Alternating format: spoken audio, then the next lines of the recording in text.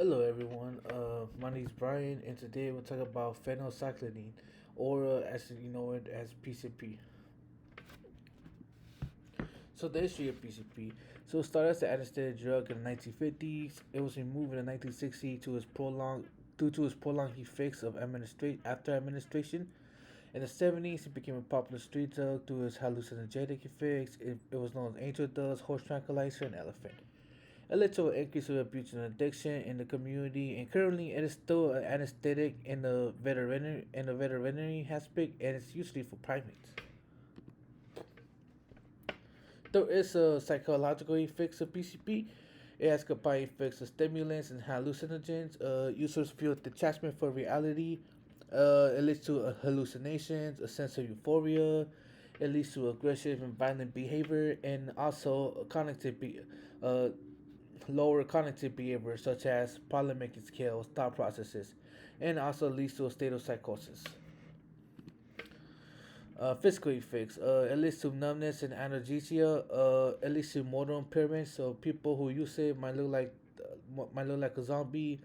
It elevates your heart rate and blood pressure. It's people are prone to seizures with it, and it causes a lot of jerk movements in the muscles. High doses can lead to respiratory distress also. Long-term effects. So those are prolonged psychosis with it. So due to the long-lasting damage in the brain, it's difficult to diagnose it early on, but eventually it can lead to schizophrenia if untreated. It has persistent cognitive effects, so people feel more anxious, more depressed, and that stuff that we do not like to feel. And also, of course, it leads to overdose, which results most of the time in death. The pharmacology of PCP. So, how PCP works, it blocks your NMDA receptors, and these receptors are responsible for brake signaling, and basically, they have a high affinity to these receptors. So, PCP loves to bind to them the most. This is what leads to the hallucinations and dissociation. It also leads to a dopamine buildup since the signaling is destroyed, and since there's a lot of dopamine in your neurons, it leads to that euphoric feeling that they feel when they take the drug, and also dopamine metabolism is disrupted because PCP inhibits some of the enzymes that break down dopamine. It can also bind to other receptors such as the serotonin receptors and the mu opioid receptors.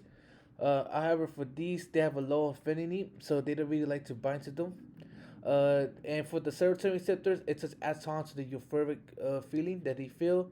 And for the opioid receptors, which is the same receptors that opioids attack, it causes the analgesic effect. And that is why it was used as an anesthetic, and that's why it was bad as anesthetic because you need high doses of the drug to have that analgesic effect. And since the high doses was toxic and it will mostly bind to the NMDA receptors, that's why these patients have prolonged effects back in the 50s. It's metabolized by glucuronidation, which is a process of making the drug more hydrophilic so it can excrete the body. It's just a PCP. So basically, PCP became a rise over the last decade. It had decreased after the 1980s. It just had a the only it just came back recently. It's easy to manufacture and cheap to buy. You can buy the precursors at a daily Home Depot. However, since people who make it are not trained chemists, it could be more toxic with synthesis. It can be administered numerous ways. Snorting is slower, but people tend to do it because the it has a longer duration time. And people who smoke it usually lace it with tobacco and marijuana to combine the effects. And then, of course, this led to an increase in illegal activity in the distribution and manufacturing of the drug.